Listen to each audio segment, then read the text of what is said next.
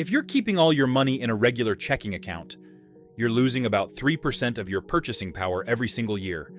That's inflation quietly eating your wealth. Let's say you have $10,000 sitting in an account earning nothing. In 10 years, that money will only buy what $7,400 buys today. You didn't spend a penny, but you still lost over $2,000 in real value. Today, I'm showing you exactly how to start investing, what your options are, and which ones make sense for beginners. Before we talk about stocks or bonds, handle these 3 things first. First, eliminate high-interest debt. If you're paying 20% on credit cards while earning 10% on investments, you're still losing money. Paying off that debt is a guaranteed return you can't find anywhere else. Second, build a cash cushion. Keep 3 to 6 months of expenses in savings. Without this, you'll be forced to sell investments during market crashes when everything's down 30%. Third, make sure you have stable income. Investing works through consistent contributions over time, not one-time bets. If your income is unstable, get that sorted first. Before choosing any investment, answer these 2 questions. How long can this money stay invested? Money you need in 2 years belongs somewhere safe. Money you won't touch for 30 years can handle volatility.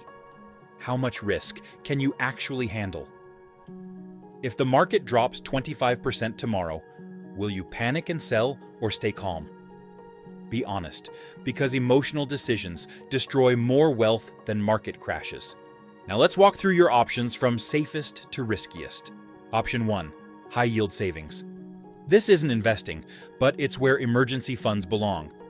High-yield savings accounts are government-insured and pay 4 to 5% right now. You can access money anytime. This won't make you rich, but it keeps emergency money safe while roughly matching inflation. Use this for money you need within a year. Option 2, bonds. Bonds are loans you give to governments or corporations. They pay you interest regularly. Example, buy a 5-year bond for $1,000 at 4%. You collect $40 yearly, then get your $1,000 back after 5 years. Bonds are safer than stocks, but offer lower returns, usually 3 to 5% annually.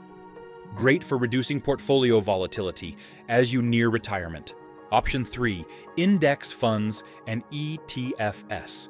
This is where real wealth building happens. Index funds are collections of stocks bundled together.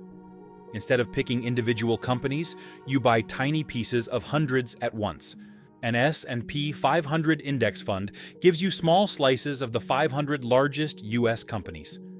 You're betting the entire economy grows over time, which historically it has. The strategy?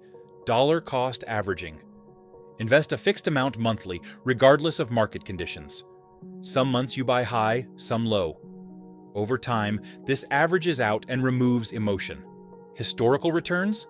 The S&P 500 averaged 8 to 10% annually. Some years up 30%, some down 20%, but decades show consistent growth. Before we proceed forwards, please like, share, and subscribe Financial Whiteboard. All right, last option. Option 4, individual stocks. Buying individual stocks means owning one specific company.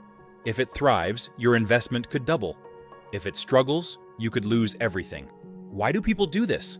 Some enjoy researching companies and making educated bets.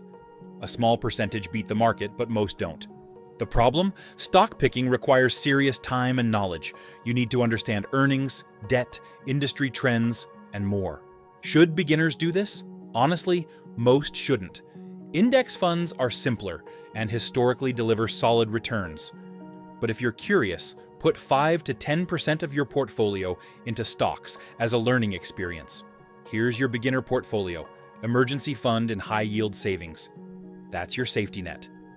Focus most investing money on low-cost index funds. These should be your core, especially when you're young with decades of growth ahead.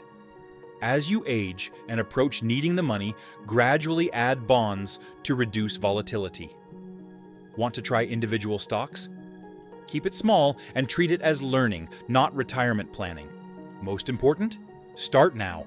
Even $50 monthly beats waiting for the perfect time that never comes. Time in the market beats timing the market. Bottom line, inflation eats cash. High interest debt destroys wealth. Index funds are the simplest way for beginners to build wealth. Bonds add stability. Individual stocks add risk, but aren't necessary.